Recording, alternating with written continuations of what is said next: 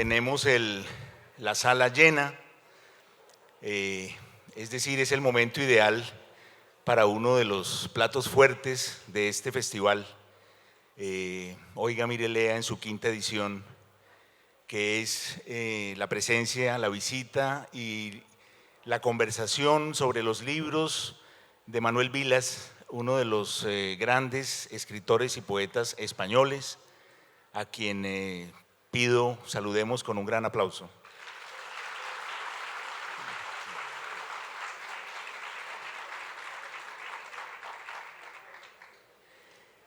El centro de esta conversación será la novela Ordesa,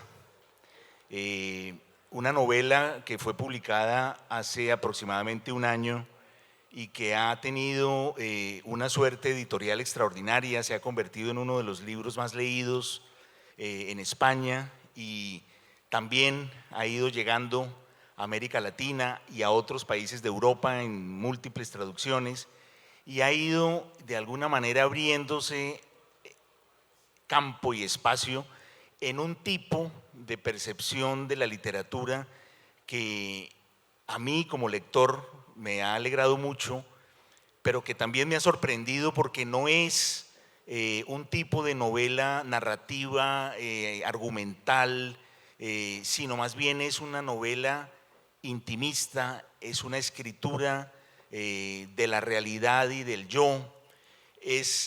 Bueno, es muchísimas cosas de las que iremos hablando hoy con Manuel, pero también y sobre todo Manuel es un grandísimo poeta.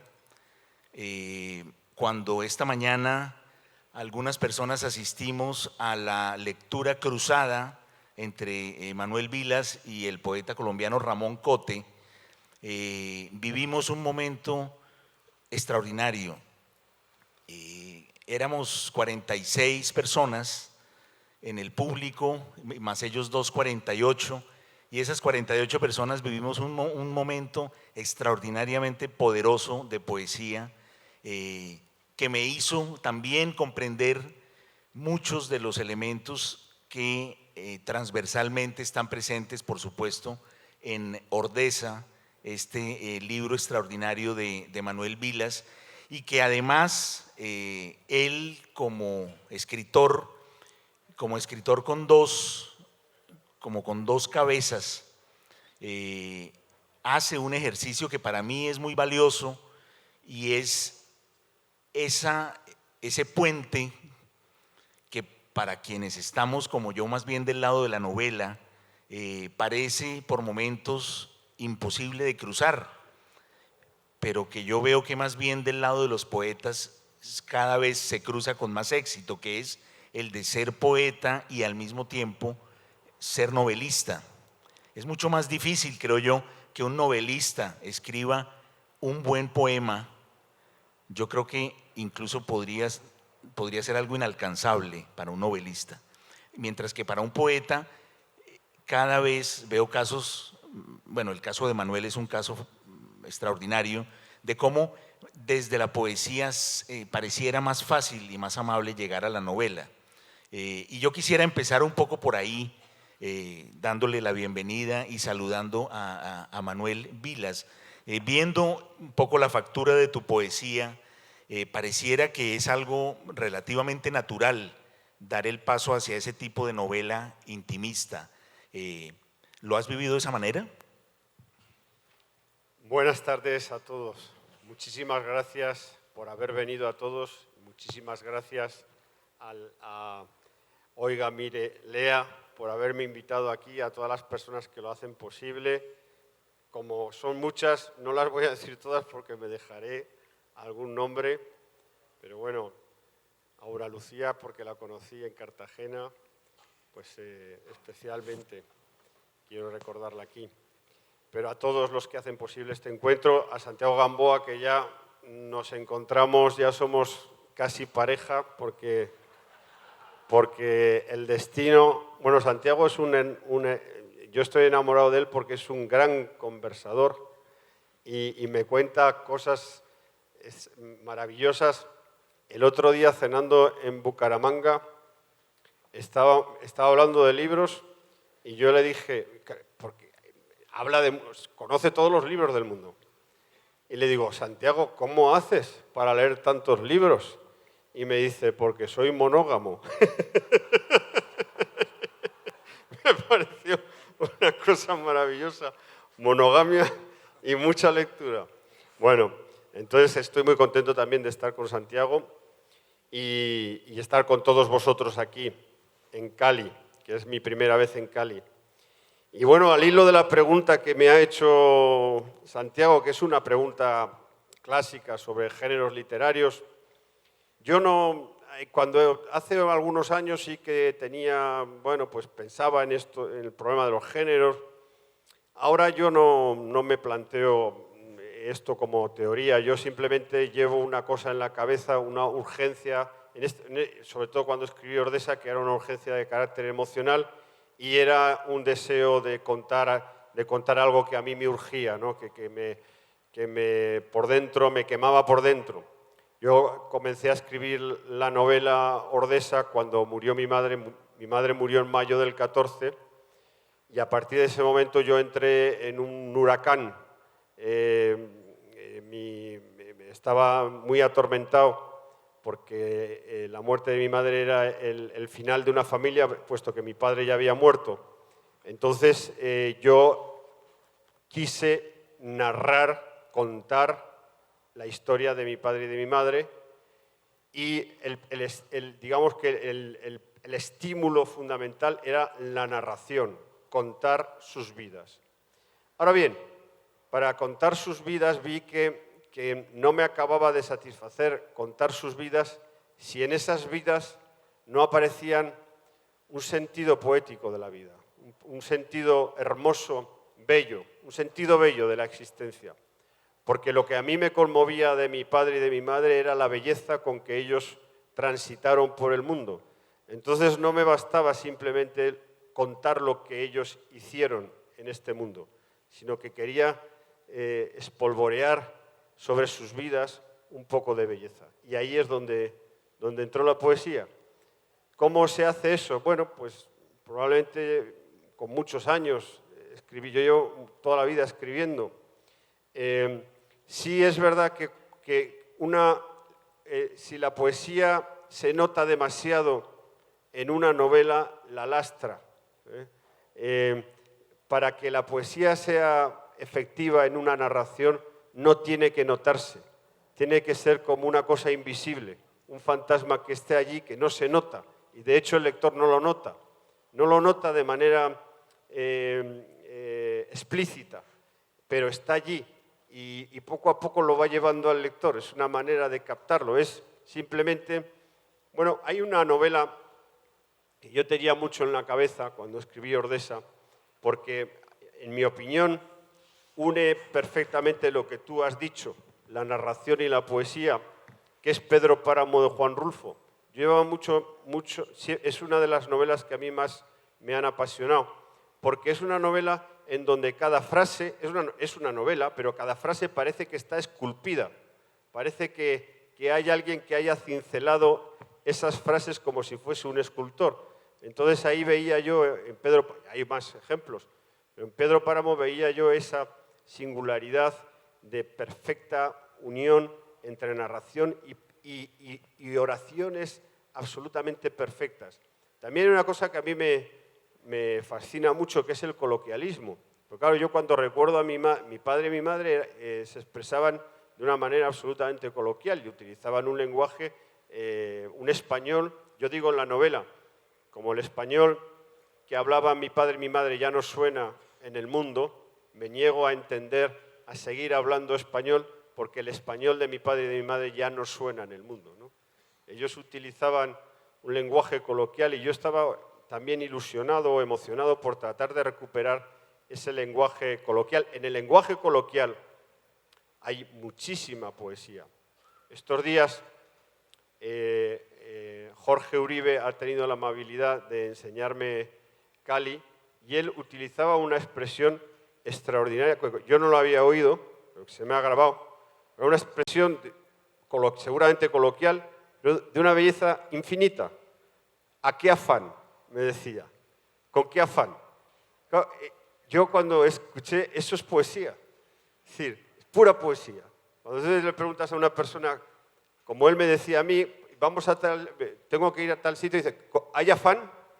¿Hay afán? Bueno, eso a mí me parecía pura poesía, porque afán es una palabra preciosa, además, pero que te hace repensar las cosas. Verdaderamente hay que ir a tal sitio. Entonces, el coloquialismo también es una de las cosas que a mí me han obsesionado. El lenguaje coloquial, que es el lenguaje de la gente. Y la gente utiliza la poesía en el lenguaje coloquial. Bueno, en la presentación en la presentación y explicación que acabas de dar, por supuesto queda marcado la figura del padre, de la madre, la desaparición y entonces el impulso por ir a narrar esas vidas y por, como dices tú, buscar la belleza de todo ese lenguaje, buscar un poco un lenguaje perdido o tratar de revivirlo a través de la poesía. Y hay un tema que es muy interesante de poner sobre la mesa y que nos comentes sobre él. La muerte del padre pareciera en sí mismo un género literario. Si nosotros nos ponemos a ver la historia de la literatura, encontramos permanentemente como la muerte del padre o la ausencia, cuando no es directamente, digamos, una figura que muere por enfermedad, sino que se ha alejado, o una figura que ha sido asesinada, como en el caso de El olvido que seremos de Héctor Abad, o en el caso de otros muchos autores contemporáneos y clásicos, pareciera como si la orfandad fuera uno de los principios de la literatura, la necesidad de buscar a través de la escritura un padre, y en tu novela también una madre, no un padre cualquiera, ese padre que ya no está, ese padre que ya se perdió. En alguna parte de un libro anterior tuyo, tú dices que a Kafka no se le ocurrió escribir una carta a la madre, sino una carta al padre, porque en el caso de Kafka, él estaba digamos, en contradicción con ese padre. Entonces, pareciera como que hubiera a veces también en alguna literatura esa búsqueda y esa necesidad de matar al padre, ¿no? Digamos, ese elemento psicoanalítico, pero en otros, casi siempre, en la gran mayoría, además, pensemos en la literatura clásica y en Telémaco, que está esperando a su padre, ¿no? Está ansioso de que su padre regrese para poner orden en la casa, poner orden en la casa. Y hablo además en un país como este, en el que es un país de huérfanos, un país en donde la orfandad forma de una manera tan trágica y tan triste a veces, forma parte de nuestra cotidianidad. Entonces, al interior de esta imagen del padre, porque en Ordesa, por supuesto, se cierra además con un poema estremecedor que en algún momento me gustaría, ya lo leíste esta mañana, pero pedirte que lo volvieras a leer. Pero está entonces, por supuesto, la muerte de la madre, que es la que arranca con la historia que regresa hasta la muerte del padre. Coméntanos un poco sobre este tema, Manuel. Sí, bueno, a mí me pasó una cosa muy misteriosa, que fue lo siguiente. Mi padre murió en el 2005 y yo pensaba que, bueno, pues esa muerte yo ya la tenía cicatrizada, asumida, comprendida. Yo cuando murió mi padre escribí algunos poemas sobre él y allí quedó todo. Pero al morir mi madre, 9 años después, ocurrió un fenómeno extraordinario en mi cerebro, en mi sensibilidad, que es que la muerte de mi madre despertó al fantasma de mi padre. De modo que de repente ya no solo tenía que hacer frente a la muerte de mi madre, sino que tenía que hacer frente también a la muerte de mi padre. Como si los dos fuesen una misma persona, ¿no? Por eso Ordesa es una novela que no habla de la muerte del padre ni de la muerte de la madre, habla de los dos. Esa sí que es una singularidad de esta novela, en donde la maternidad y la paternidad están fusionadas. Es muy difícil que alguien me diga, a veces me lo dicen algún lector, me dice, no, no, es que el padre es más importante que la madre en la novela. Yo no lo creo. Yo creo por una cosa muy, muy sencilla, porque no están distinguidos. No se distingue la paternidad de la maternidad, por una sencilla razón, porque yo los vi juntos y cuando yo era, y la novela rescata el momento de la infancia en que, claro, yo quería ir al momento en que ellos eran felices, y eso fue, y eran jóvenes, y eso fue a finales de los años 60 y principios de los años 70 del siglo pasado. Entonces yo los veía profundamente enamorados y profundamente juntos, de modo que yo no podía hacer una distinción. Sí que es verdad que yo hacía unas cosas con mi padre y otras cosas con mi madre, y yo como niño pues no era tonto del todo y ya veía, ya distinguía que los padres, que los hombres hacían unas cosas y las madres hacían otras. Bueno, eso me llevó a mí a que me criaran un inútil perdido, porque luego mi madre no me dejó hacer nunca nada en la vida, no me dejó ni hacerme la cama y luego pues pasa lo que pasa, que te crean un inútil perdido y la vida se te come, ¿no? Bueno, ¿a dónde iba? No sé a dónde iba. Bueno, el caso es que la paternidad y la maternidad yo las viví así, fusionadas, y así aparecen en la novela. No sé a dónde iba tu pregunta, ahora me he perdido yo. Estabas hablando de algo que además te iba a preguntar y ya aprovecho para reforzar ese momento que es que estabas hablando de los años 60, sí, principios de los 70 y de cómo veías tú, es la mirada de un niño que ve a sus padres en el mejor momento y es como probablemente siempre un niño recuerda a sus padres, ¿no? Y eso también introduce un tema maravilloso que es esa vida en esa España de los años 60 que tú retratas extraordinariamente y que probablemente es una de las claves para que tu libro haya llegado tan al fondo de la sociedad española de hoy, ¿no? Sí, sí. Por ejemplo, voy a contar una anécdota. Por ejemplo, yo cuando estaba escribiendo la novela, yo sobre todo pensaba, había un trauma de infancia que, digo, este trauma de infancia tiene que ser fundamental en la novela porque yo lo vivía así. Y era el siguiente, mi padre era viajante de comercio, entonces su herramienta de trabajo era el carro, era el automóvil. De hecho, yo a veces, cuando pienso en la vida de mi padre, la veo dibujada o diseñada desde los automóviles que tuvo, ¿no? Y a veces yo hago el paralelismo y veo mi vida también narrada a través de los automóviles que yo he tenido, porque para mi padre el automóvil era como otra identidad y esa identidad dibujaba su vida.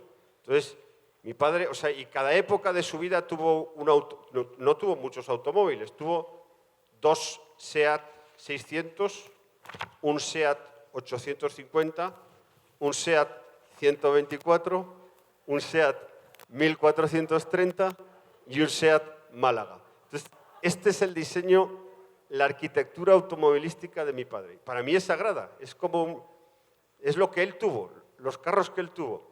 Y la SEAT, como bien sabéis, es una marca nacional española. Y él le fue fiel a España a través de la SEAT, hasta tal punto que un tío mío, un hermano suyo, se compró a principios de los 70 un Simca 1200, que no era marca nacional, y mi padre se lo afeó. ¿Por qué te compras un coche que no está fabricado en España, ¿no? Eso a mí me pareció maravilloso. Bueno, entonces, la infancia, yo veía que mi padre iba a los sitios en función de si iba a encontrar sombra para el automóvil, para el carro. De modo que si no iba a encontrar sombra, no iba.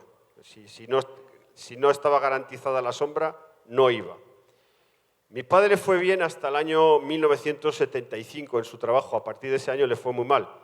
Pero hasta el 75 le fue bien y eso significó que hacíamos 2 semanas de vacaciones en la playa, en la costa de Tarragona. Entonces, mi padre, a mi madre, a mi hermano y a mí nos llevaba a la playa.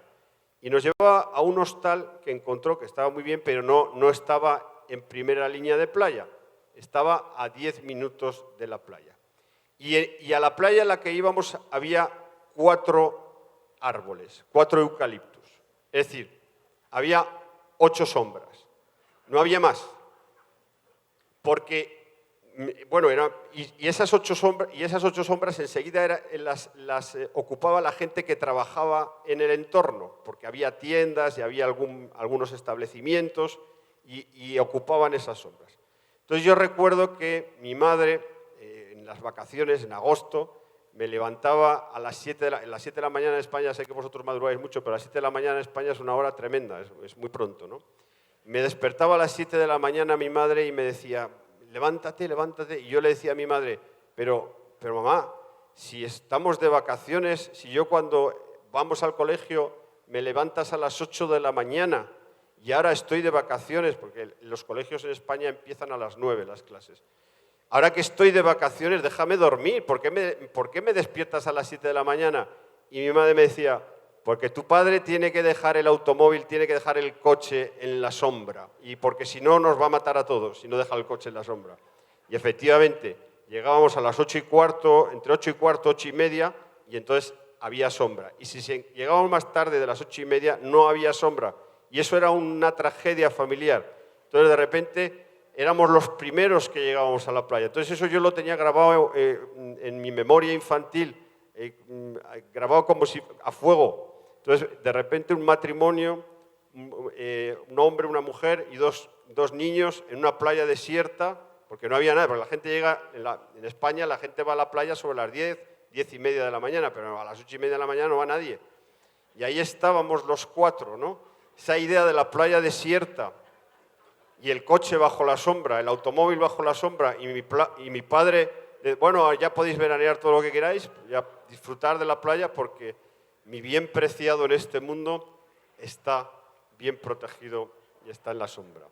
Entonces yo cuando me compré mi primer carro iba por el mundo buscando sombra como un desgraciado.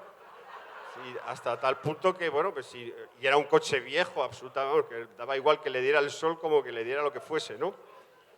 Y alguna vez yo con mi padre íbamos con el coche y tal, con el carro, y ya tendría yo 17, 18 años, y a veces, ya hartos de dar vueltas, le decía, papá, mira, mira, ahí, una sombra, una sombra. Y mi padre me decía, no, es que esa es de 15 minutos. Entonces, él se había hecho astrónomo, ya sabía cuáles eran las sombras que duraban 2 o 3 horas. De las sombras que duraban, entonces desechaba sombras. A mí aquello me parecía fascinante, pues, y además también sabes si las sombras duran o no duran, ¿no? Entonces yo publiqué la novela y esto me parecía que era propio pues, de una psicología disfuncional, pues de un hombre que se había obsesionado con su herramienta de trabajo, puesto que él era viajante de comercio, y publiqué la novela pues, pensando que eso era una cosa, una trauma familiar intransferible. Y de repente yo no me lo creía, o sea, a mí me parecía que era cómico, yo creo que a veces la estructura del mundo es cómica, y de repente me venía un montón de gente y me decía, a mi padre con el carro le pasaba lo mismo que al tuyo. Digo, no puede ser, pero constantemente, un montón de gente de mi generación me decía, mira, mi padre no solo hacía lo que hacía el tuyo, mi padre estábamos comiendo y se levantaba en el segundo plato porque había quedado una sombra libre y nos dejaba a todos comiendo y iba a cambiar el coche porque lo tenía el sol a una sombra que le habían... comía, miraba por la ventana a ver si le dejaban la sombra que él quería y cuando le dejaban la sombra salía deprisa a cambiar el carro y dejarlo en la sombra. Entonces yo tuve como una especie de iluminación y dije, bueno, España, ¿qué era España a principios de los años 70? Pues yo vi ahí 30 millones de españoles dando vueltas por la península ibérica, montados en sus carros, buscando todos desesperadamente una sombra para el automóvil. Y con esto, mucha gente, bueno, con este tema de la sombra fue, bueno, ya te digo, o sea, un montón de gente, y alguno me llegó a teorizar, lectores, un lector me dijo, es que eso era así porque los carros entonces no tenían aire acondicionado, y entonces nadie los dejaba al sol porque se calentaban mucho. No, yo no creo que fuese esa la razón. Era una razón muy profunda, y la razón tiene que ver con la construcción de la clase media en España, que es en ese momento cuando se gesta, ¿no? Cuando empieza a construir, a finales de los años 50 y principios de los años 60, empieza a superarse ya el fantasma de la posguerra en España, y empieza a aparecer una clase media que tiene trabajos ya bien remunerados, que tiene buenos salarios y que ya empiezan a comprar las primeras cosas que no habían tenido nunca nada. Yo vengo de la larga noche de la posguerra española. No habían tenido nunca nada y de repente empiezan a poderse comprar, alquilan apartamentos, incluso compran apartamentos, compran electrodomésticos y compran los primeros automóviles. Y lógicamente son las primeras posesiones que tienen. Y las cuidaban como si fuera oro en paño. Tenían los coches limpios. O sea, la idea de tener el automóvil sucio no pasaba por sus ideas. Estaban todo el día con que no tuviera ni una raya. Los cuidaban como si fuesen una cosa maravillosa, y era por eso, porque eran las primeras posesiones, igual que las primeras televisiones también, y los primeros electrodomésticos que entraron en las casas. Era un mundo que significaba, ¿qué significaba? Significaba la prosperidad de las clases medias. Entonces yo me di cuenta de lo importante que es la prosperidad en las clases medias, porque la política de un país se asienta allí. Es decir, para que un país tire hacia adelante tiene que haber una clase media, es fundamental que haya una clase media que vaya prosperando. De hecho, mi padre a los 12 años le quitaron del colegio y lo pusieron a trabajar, y cuando yo soy el primero que va a la universidad. Cuando mi padre vio que yo iba a la universidad, entendió que allí había habido un progreso, es decir, que de repente el hijo de un viajante entrara en la universidad, había allí una redención socioeconómica, cultural, que era importante. Y por otro lado, la construcción de la clase media en España dio origen a la transición política, a la democracia. No se hubiera podido hacer esa gran operación, compleja operación política, que fue la transición a la democracia, pasar de una dictadura a la democracia, si no se hubiera construido y cimentado una sólida clase media en España, que es la que posibilita el cambio político, y un cambio político no traumático en la historia de España. Hay un tema que me parece muy importante en tus libros y también en algunos anteriores, como en Aire Nuestro, y es la música. Precisamente hablando de los años 60 y 70, saliendo un poco de Ordesa hacia Aire Nuestro, pero en Ordesa también está la música a través de un juego de nombres de compositores que tú pones en algunos personajes, y en otros de tus libros aparecen insistentemente y con un grandísimo afecto, pues un poco los grandes líderes del pop de los años 60 y 70, aparece Elvis Presley, aparece Lou Reed, aparece Bob Dylan, ¿no?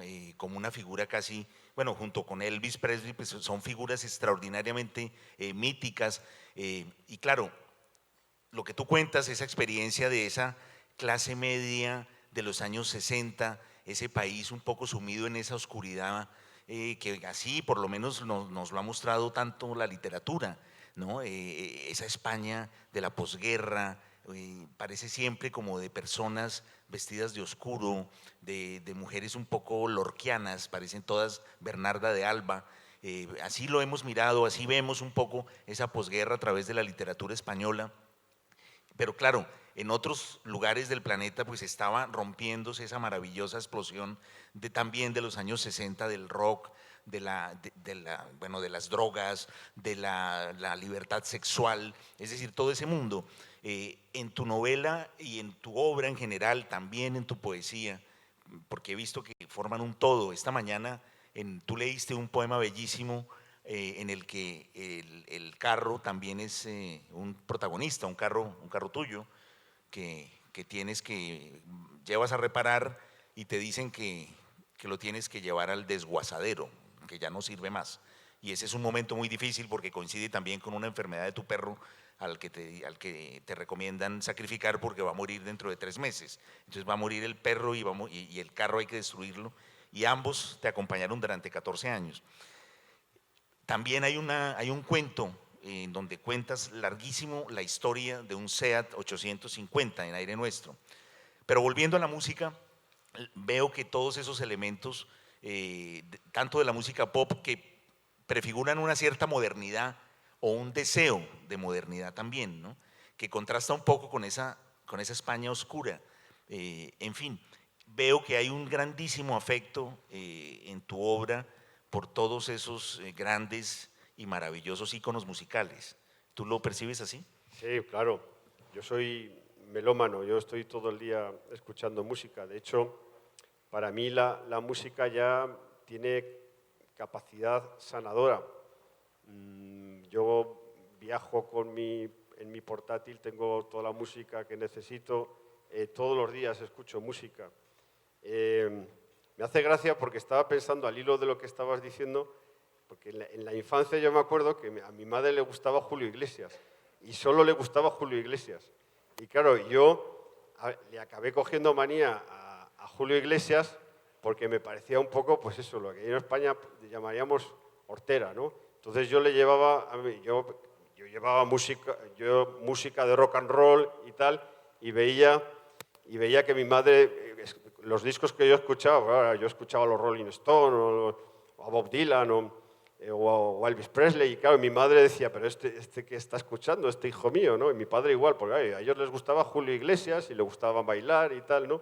Y había ahí una pequeña disquisición musical muy interesante. Luego, fíjate, yo que a mí Julio Iglesias nunca me dijo nada, después de la muerte de mi madre, por fervor a mi madre, yo ahora escucho a Julio Iglesias y me gusta Julio Iglesias.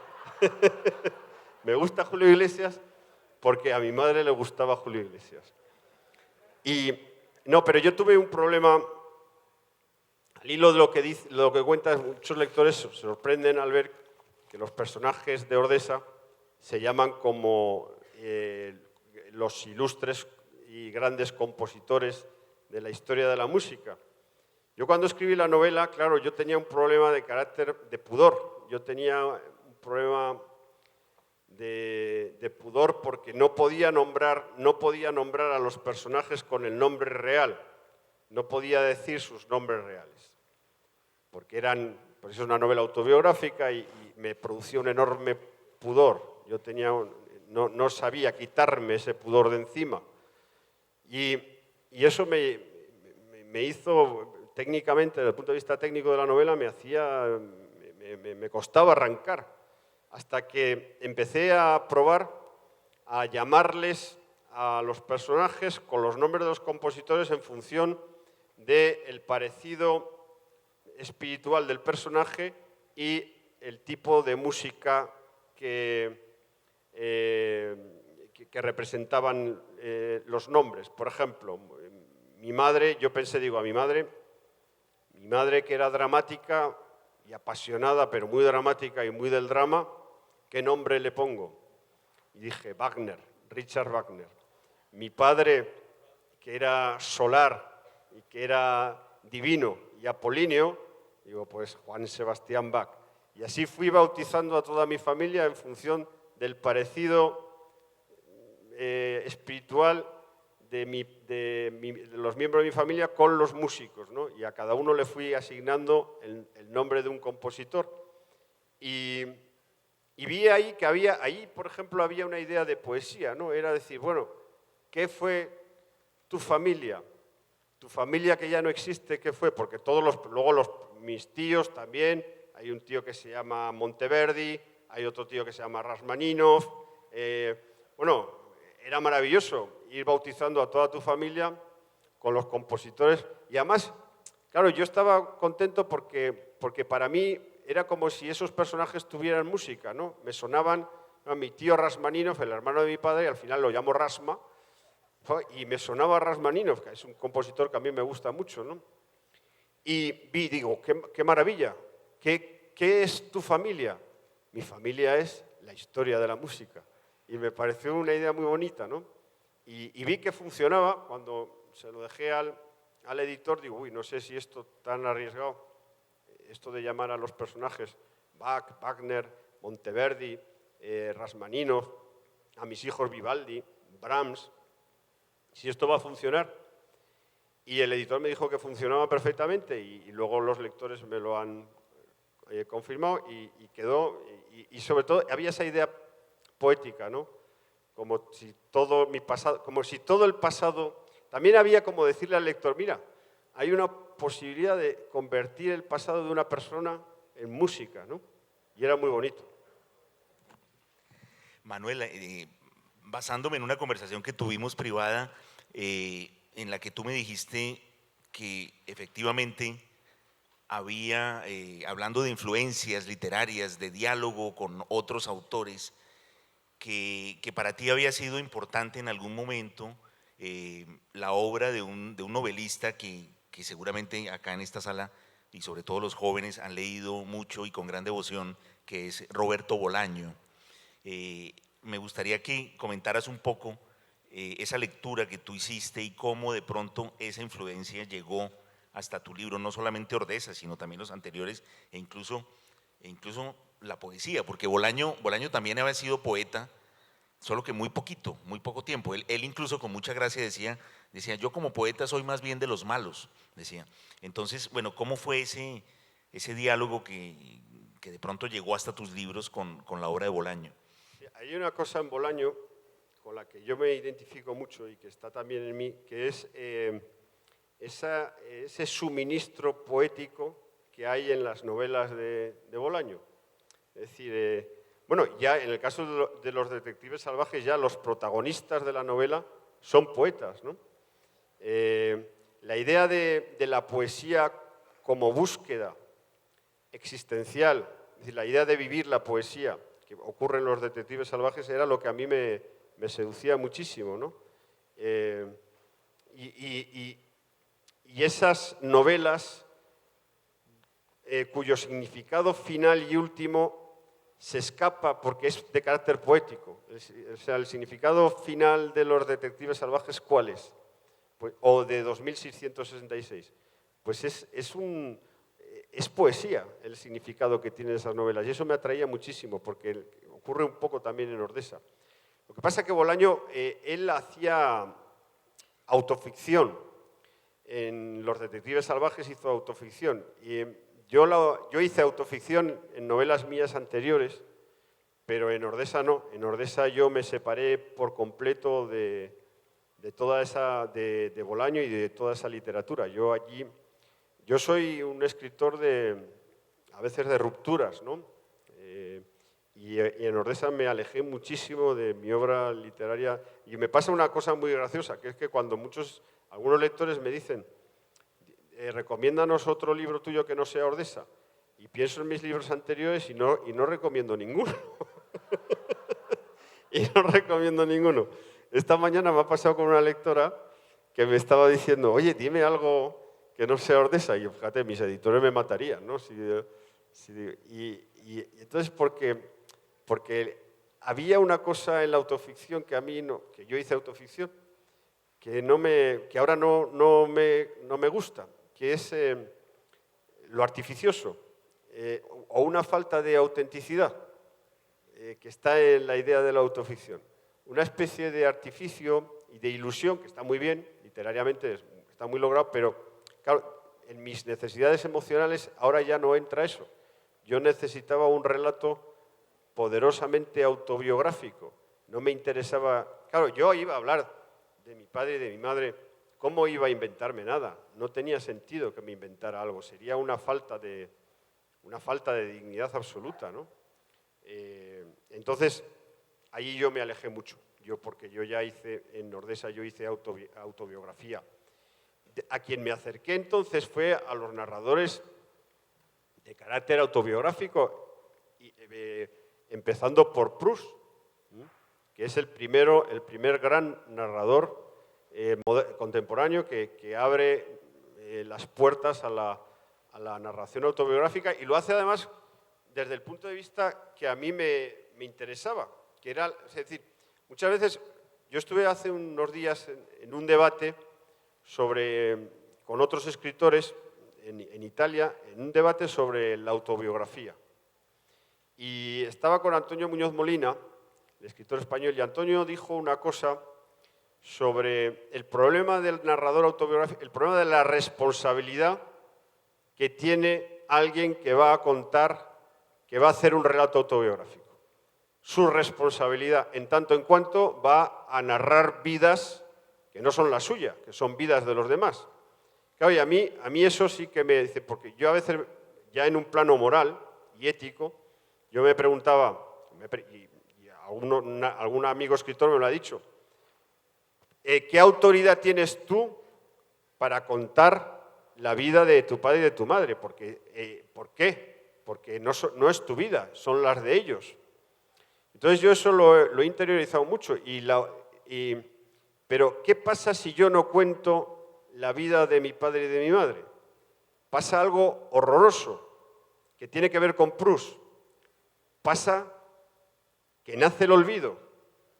Entonces, ante la inminencia del olvido, hay que luchar, que era la obsesión de Proust. La obsesión de Proust es que no se olvide mi vida. La literatura entonces revela una inesperada utilidad, que es, aunque sea una ilusión o una ficción, pero es la posibilidad de no decir adiós a la vida y a quienes tú quisiste. Y entonces la literatura te brinda esa posibilidad. Y eso es lo que le pasó a Proust, y eso es lo que a mí ya les ha pasado. Bueno, fue el primero que le pasó, pero ha pasado a otros narradores que han visto esa profunda utilidad de la literatura para salvar la vida.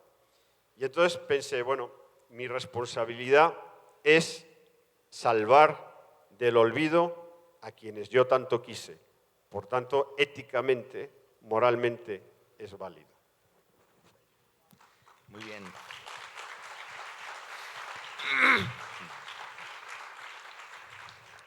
Bueno, voy a entrar en un tema que sé que es doloroso para ti, pero que es un tema muy interesante desde un punto de vista literario, y es el alcohol y el alcoholismo. Hay una frase brutal de Christopher Hitchens que dice que el hígado es el órgano que mejor define la relación de un escritor con su infancia. En tu libro mencionas y cuentas, hablas con mucha crudeza y con mucho dolor también de tu época de alcohólico, y con una grandísima dignidad y por supuesto con un gran orgullo por el hecho de haber dejado de beber, ¿no? Esa frase de Raymond Carver que recordábamos el otro día, en donde Carver dice, lo más importante que yo he hecho en mi vida ha sido dejar de beber, ¿no? ¿Quieres comentar un poco de esto, la relación de el alcohol, la escritura, tu propia escritura? Bueno, emocionadamente me sumo a la frase de Raymond Carver. Yo también lo mejor que he hecho en mi vida ha sido dejar de beber. Yo hace 5 años que dejé de beber, y el alcohol, bueno, pues lo cuento en la novela. Yo quería que el lector viera desde dónde estaba escrita esa novela, ¿no?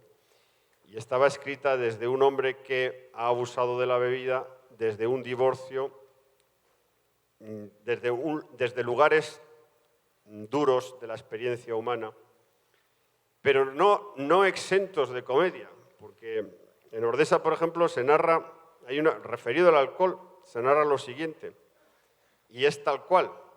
Yo cuando me divorcié, que hay un divorcio, claro, porque la novela narra 2 adioses. Narra el adiós a la familia en la que yo fui hijo y el adiós a la familia que yo fundé, porque ahí hay un divorcio en la novela, y quería que se vieran esos dos adioses porque eran importantes. Cuando yo me divorcié, me compré un apartamento y fui al banco a pedir un crédito hipotecario. Yo en ese momento me dedicaba a la enseñanza en España y era funcionario. Al ser funcionario, los bancos te daban automáticamente la hipoteca porque es un trabajo que se entiende para toda la vida. Bueno, ahora ya no soy funcionario, pero entonces lo era. Entonces me concedieron la hipoteca para pagar el apartamento. Lo cuento mejor en Ordesa que como lo voy a contar ahora. Yo salí del banco y me fui directamente a beber. Y nada, estaba tan feliz de que me hubieran concedido la hipoteca que me bebí, no sé, yo qué sé lo que me bebí, una botella o 2 botellas de vino enteras en el bar, ¿no? Total, que salgo del bar y el bar estaba al lado del banco, que me había dado la hipoteca. Salgo del bar y me caigo redondo en la plaza, en una plaza que había al lado del banco. Y vino la policía y me recogió. Yo no me he enterado de nada. Y me llevó a un hospital. Y claro, yo me desperté en el hospital y mi obsesión era saber a qué hora me había caído yo redondo en la plaza de al lado del banco. Porque claro, digo, si sale, mi obsesión era, como haya salido el director del banco que me ha concedido la hipoteca, mira, ¿a quién demonios acabo de concederle yo la hipoteca? A un tío que le doy la hipoteca y a los 10 minutos está tirado ahí en la plaza al lado del banco. Y esa era mi obsesión y hacía cábalas. Digo, no, estaba preguntando todo el rato, oiga usted, a la enfermera, ¿a qué hora me han traído aquí? No, a las 4 de la tarde. Y yo digo, a las 4 de la tarde, esta gente de los bancos terminan a las 2:30, pero muchas veces se quedan trabajando hasta las 4. Es posible que me hayan visto y tal. Bueno, fue todo, bueno, y más cosas porque también yo recuerdo un campeón del mundo con el que yo me encontraba. Aquellas noches de perdición yo salía por los bares de la ciudad en la que vivía, que era Zaragoza. Había un campeón del mundo de boxeo que se llama Perico Fernández, que fue campeón del mundo en el año 72 y era aragonés. Y yo me lo encontraba, y me decía, lo cuento mejor en la novela. Me decía, yo fui campeón del mundo. Me decía, yo fui campeón del mundo. Borracho, perdido, a las tantas. Yo fui campeón del mundo, destruido, devastado. Y yo le decía, y yo también. El alcohol es un problema gravísimo. Es verdad que es uno de las cosas más, de los paraísos artificiales más vinculados a la literatura, porque produce una exaltación. Los escritores buscamos, de alguna manera, una celebración de la realidad, una exaltación, que las cosas de repente sean más luminosas y más poderosas. Y eso es la literatura en alguna medida, y tú lo sabes mejor que yo, porque eres escritor y lo sabes, ¿no? Y el alcohol es una cosa que produce eso también en el cerebro. Y yo creo que esa es la razón que haya habido tanta vinculación entre literatura y alcohol, ¿no? Porque buscan un poco la misma y están muy unidas en esa exaltación, ese resplandor de la vida. El alcohol hace que la vida resplandezca, la literatura es también un enorme resplandor de la vida, ¿no? Pero, lógicamente, también digo en el libro, todo alcohólico en un momento determinado tiene que elegir entre la B de beber o la V de vivir. Es una elección ortográfica que significa una elección vital. Y, lógicamente, cuando te encuentras un escritor que te dice, no, yo no bebo nada, mal asunto, es que ya se lo ha bebido todo. Bueno, una de las tensiones más hermosas que hay en Ordesa tiene que ver con ese permanente reclamo de la madre hacia el hijo por el abandono. Es que no me llamas, es que no te ocupas de mí. Y luego también está esa especie como de situación repetida generacionalmente con los hijos con tus hijos, ¿no? Bueno, yo quisiera pedirte, pero no sé si quieras, leer el poema a la madre. Ya lo leíste esta mañana para un público pequeño, pero yo creo que a este enorme y gigantesco público ya lo leí esta mañana. Ahí valdría. Santiago, Bueno, Santiago ya. si alguien tiene... Y además no me he traído las gafas y para ver, bueno. No, yo no lo puedo leer porque es el poema de... Bueno, si queréis lo leo. Si ¿Alguien tiene una Ordesa por acá cerca? Un ejemplar del libro y gafas. Si alguien tiene gafas de 1,5 de presbicia. ¿Alguien me puede prestar unas gafas de 1,5 de presbicia? De vista cansada. No, un whisky no, precisamente. ¿De cuántos son? Mira, a ver. Ah, perfecto, sí.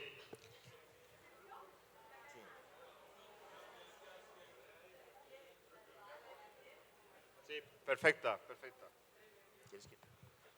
No, ya. Voy a leer, pues, el poema que me dice Santiago.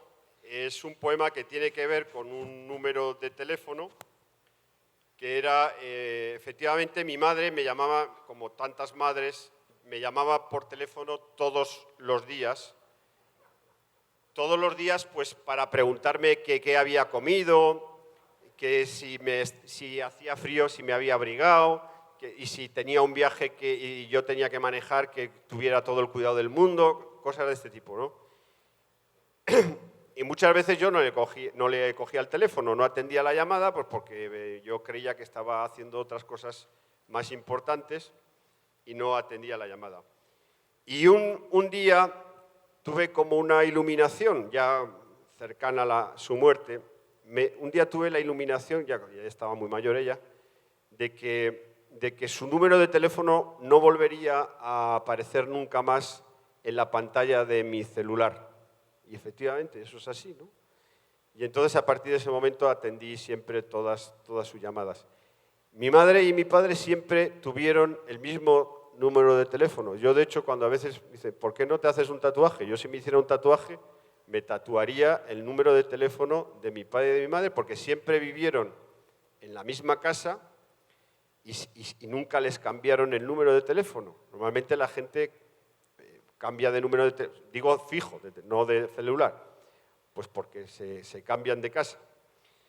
Bueno, pues aquí está el poema, y el poema pues se titula 974-310439, que es el número de teléfono de la casa de mis padres. A veces, ahora ya no lo hago porque yo creo que ya no está bien hacerlo, pero a veces, después de la muerte, al año, los 2 años, llamaba a ver que a veces la telefónica en España son tan brutos que son capaces de darle el número a otra familia, ¿no? Entonces yo a veces llamo a ver si ha ocurrido eso, llamo a este número, marco este número y no contesta nadie, ¿no? Menos mal, porque si contestara alguien supondría que se le habían dado a otra familia, ¿no? Lo cual me parecería una falta de respeto. 974-310439. Y está escrito justo a la muerte de mi madre. Sale mi pueblo se llama Barbastro, es un pueblo del norte de España, de la provincia de Huesca, muy cerca de las montañas de los Pirineos, cerca de Francia, por que os situéis un poco geográficamente. Quien me trajo al mundo se ha ido hoy del mundo. Ella, que me llamaba a todas horas para saber de mí. Lo mal que la traté y lo mal que nos tratamos, aun queriéndonos tanto, y lo poco que supiste de mi vida en los últimos tiempos, ocultándote lo mal que me iba en mi matrimonio y en todas partes. Y tú, sabiéndolo, porque al fin todo lo sabías, me veías beber esos licores fuertes, me veías esa sed tan rara, esa sed tan desconocida para ti, que tanto te asustaba y tanto temías. Ya nadie me llamará tan obsesivamente para saber si estoy vivo. ¿Y a quién le importará si estoy vivo o muerto? Yo te lo diré, a nadie. De modo que el gran secreto era este: ya estoy completamente desamparado, arrodillado para la decapitación, para el anhelado adiós de este cuerpo, de esta existencia meramente social y vecinal que lleva mi nombre, nuestro nombre. No volveré a ver nunca tu número de teléfono en la pantalla de mi teléfono móvil. Tú, que te quejabas de que no tenías uno, de que yo no te regalara uno, te juro que no hubieras sabido hacerlo funcionar. Lo habrías tirado por la ventana como yo haré con el mío en esta noche del supremo delirio. Porque eras un número de teléfono, 50 años en ese número encerrados, 974-310439. Márcalo ahora, márcalo si tienes valor, y te contestarán todos los misterios inconmensurables: el tiempo y la nada, la ira roja de los peores huracanes celestiales, la árida y blanca nada convertida en una mano negra. Daba igual donde estuviera, podía estar en América o en Oriente, tú llamabas a tu hijo siempre, porque yo era Dios para ti, un Dios fuera de la ley, poderoso y sagrado, lo único, real y suficiente, siempre tu hijo fuera de todo orden, siempre reinando, porque todo cuanto yo hacía e hice recibió tu larga aprobación, cuya moralidad no es de este mundo. Tú, que me amabas hasta la desesperación, tú, que derramaste sangre por mí y por mi discutible y oscura vida, llena de liturgias, cuyo sentido tú desconocías, y hacías bien, pues nada había que conocer, como finalmente he acabado sabiendo, igualado en ese conocimiento al más sabio de los hombres. Y ahora, otra vez camino del crematorio, como ya escribí en un poema con ese título en el que hablaba de tu marido, mi padre, a quien también quemamos, unos 1000 grados alcanzan esos hornos. Mi gran padre del que tú te enamoraste, vete a saber por qué, en 1959, ¿y a quién demonios le importa ya sino a mí, el que siempre os quiso tanto y os querrá hasta el último minuto del mundo? Te di un beso en la santa frente helada, un domingo por la mañana de un 24 de mayo del año 2014, lloviendo, en una primavera inesperadamente fría, mientras una máquina sofisticada introducía tu caja barata, mira que somos pobres, en el fuego final al que mi hermano y yo te condujimos. Sentí tu frente antigua y acabada en mis labios, antiguos y acabados, pero aún conscientes los míos, los tuyos, venturosamente no. Nunca pensé que el sentimiento final fuera este, la envidia que me diste, la codicia de tu muerte, codiciando tu muerte porque me dejabas aquí completamente solo por primera vez en nuestra larga historia de amor, y solo para siempre. Y recuerdo ahora a todas aquellas mujeres que querían acostarse conmigo, hacer el amor conmigo, y eso acabó siendo mi vida, cuando yo solo quería estar contigo para siempre. Vaya, mamá, no sabía que te quería tanto. Tú sí que lo sabías, porque siempre lo supiste todo. Qué bien que todo haya acabado. En una culpable tarde de primavera, en donde comienza el mundo, en donde para ti acaba el mundo, en donde para mí ni acaba ni comienza, sino que persiste involuntariamente. Qué bien este silencio omnipotente, aquí en Barbastro, donde fuimos madre e hijo por los siglos de los siglos. Aquí en Barbastro, en este sitio tan nuestro, tan escuetamente nuestro, todo ocurrió aquí, en estas calles. Todo lo recuerdo y todo lo recordaré. Te amo, finalmente, como no he amado a nadie. Todas fueron tu réplica. Ah, se me olvidaba. Podías haber dejado algo para pagar tu entierro. No sabes lo mal que me va y lo pobre que soy. Mira que fuiste manirrota y derrochadora, y lo que vale el ataúd más económico, como dicen ellos, los caballeros dulces de la funeraria.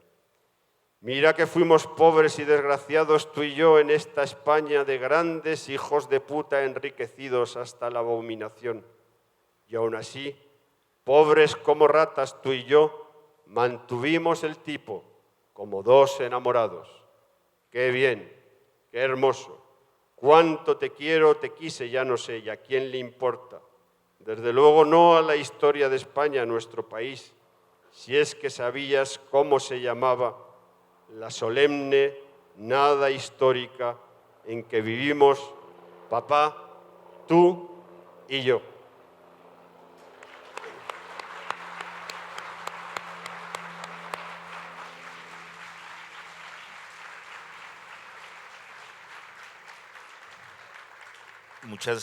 Muchas gracias, Manuel. Bueno, vamos a invitarlos entonces a ustedes a hacer alguna pregunta a Manuel. Creo que ya están los micrófonos corriendo. Si alguien quiere decir algo, sobreponiéndose rápidamente a la emoción de este poema. No logro ver si hay alguien, ¿sí? Sí, buenas tardes, Manuel. O buenas noches. En España se dice buenas tardes todavía, ¿verdad? Sí, buenas tardes, hasta las 10.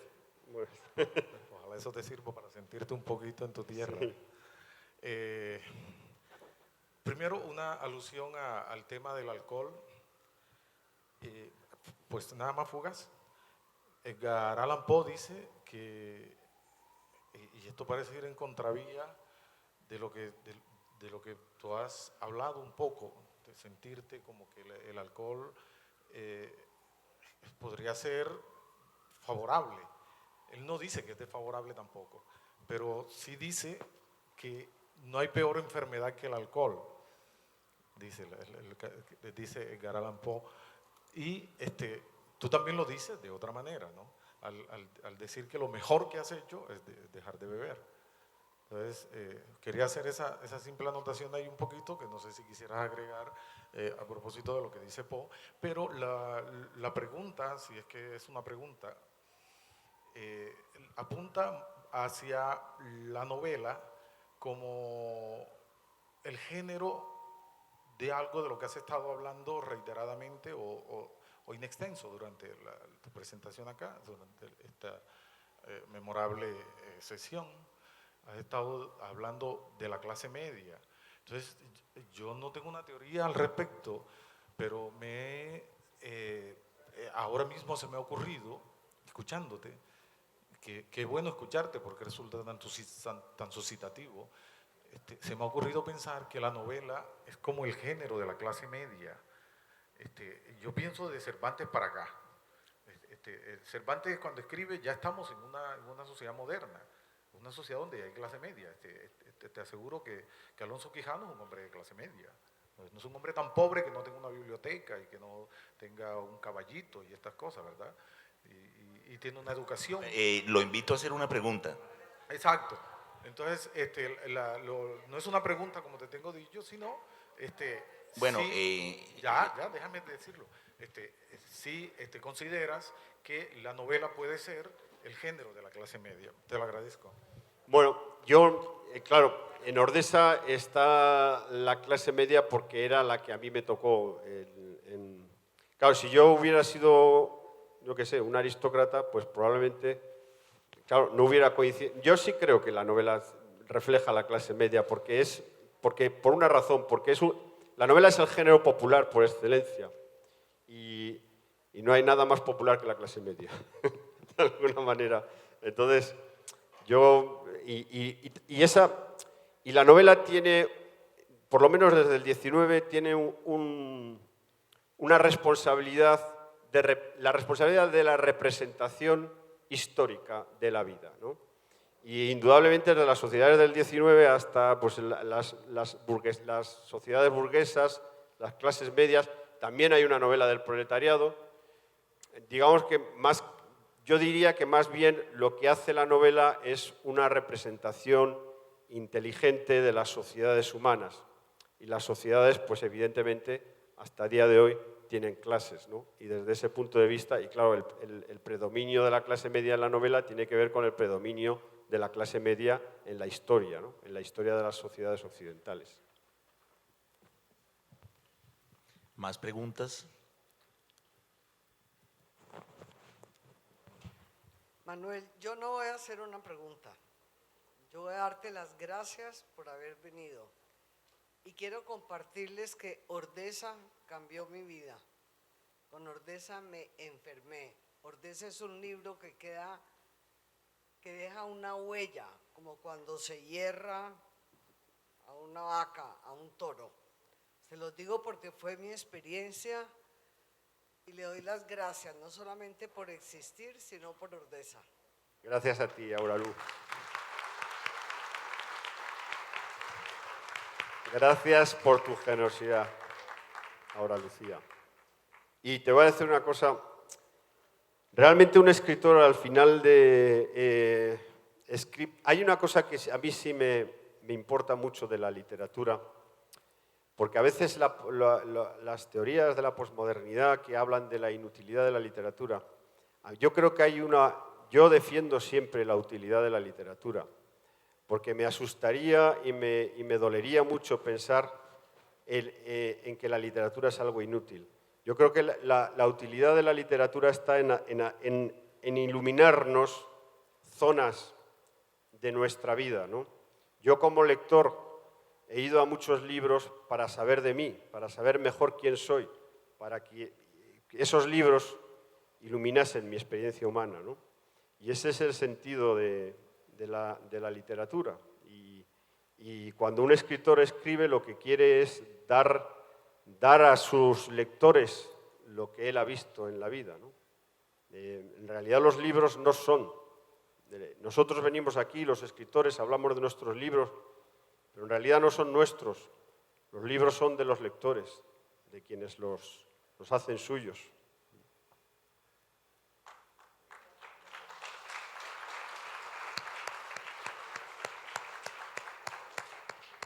Buenas noches o buenas tardes para Manuel, buenas noches para Santiago, estoy acá. Primero, celebrar este espacio, esta posibilidad, digamos, de emocionarnos un rato, de viajar un poco también, de reír. Pues para mí ha sido supremamente conmovedor, profundamente conmovedor escucharlos. Y quería preguntarte, cuando hablas de la responsabilidad que se tiene cuando se escribe una autobiografía, es decir, cómo contás la vida de otro personaje, además muy cercano generalmente. Quienes están en tu novela y están todavía en este mundo, ¿cómo la percibieron? ¿Cómo te comentaron? ¿Cómo se sintieron representados? ¿Hubo ese tipo de manifestaciones? Es un poco una curiosidad. Sí. Ordesa es fundamentalmente una novela de muertos. Por ejemplo, hay un personaje que no hace nada. Cuando el editor leyó la novela dijo, pero tu hermano no hace nada en la novela, ¿por qué no hace algo tu hermano? Que haga algo en la novela. Yo le dije, mi hermano no hace nada en la novela porque mi hermano está vivo, no puede hacer nada.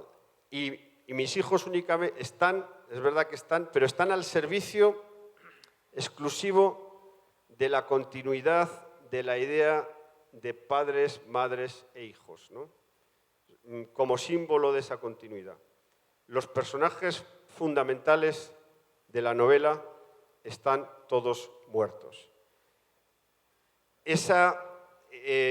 al estar muertos yo podía hablar, si ellos estuvieran vivos, yo no hubiera escrito esa novela. Muchas veces me dicen, si tu padre estuviera vivo, ¿cómo voy a escribir esa novela si mi padre hubiera estado vivo? Me hubiera matado mi padre. Mi padre era un hombre de otra época.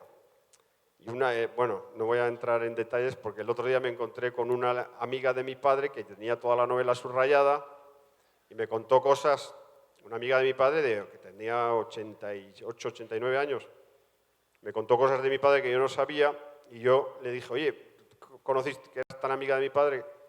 ¿Tú crees que a mi padre le hubiera gustado esta novela? Dice, a tu padre no le hubiera gustado nada tu novela, absolutamente nada. Pero voy a otra cosa que sí me parece más interesante. Esta novela está escrita con el ánimo de comprender. Si yo hubiera escrito con el ánimo de juzgar, entonces sí que esto me hubiera parecido moralmente mal, ¿no? O sea, la honestidad, está mal que yo hable de mi honestidad, pero creo que la honestidad que hay en la novela está en el sentido de que el narrador busca comprender, no quiere juzgar a nadie. Entonces, y busca comprender y además busca desde el amor. Y no hay ningún juicio, sino todo lo contrario, es una carta de amor al padre y a la madre. Entonces, desde ese punto de vista, creo que se justifica el hablar de esas personas, ¿no? Porque se habla desde el amor y se habla desde el intento de comprender. No se justificaría si se hablara desde la inquina, desde el odio o desde la intención de enjuiciar, ¿no?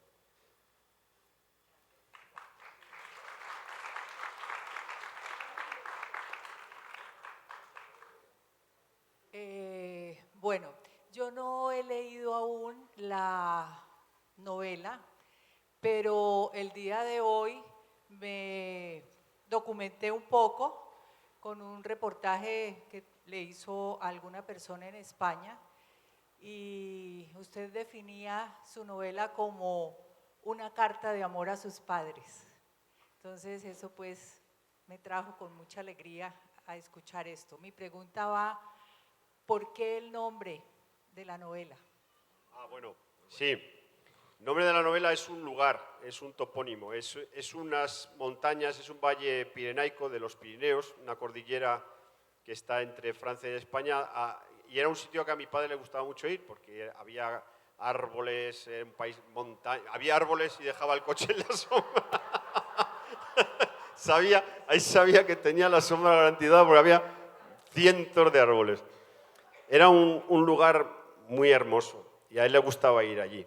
Y por homenaje a él, pues titulé así la novela, porque ahí íbamos los domingos de los veranos de principios de los años 70, y subíamos, estaba muy cerca de mi pueblo, había 1 hora y pico en coche, y subíamos allí y ahí pasábamos el día, rodeado de montañas, rodeado de esos árboles, ríos de montaña, ríos del deshielo, y era un sitio que a él le encantaba.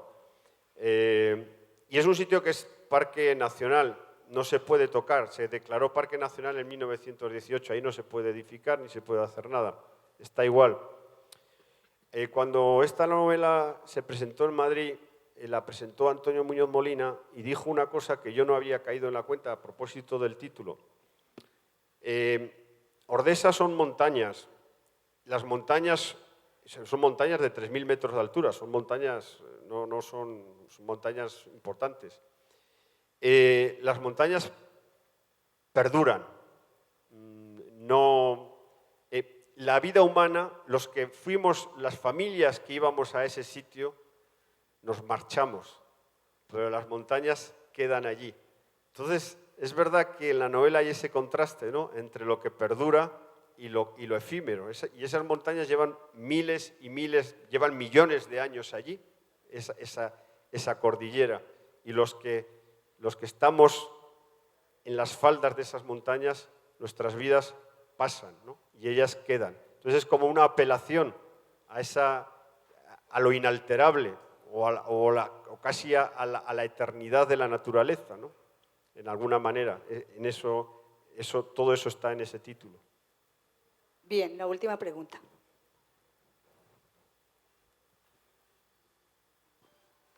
Son dos preguntas. No, la primera es,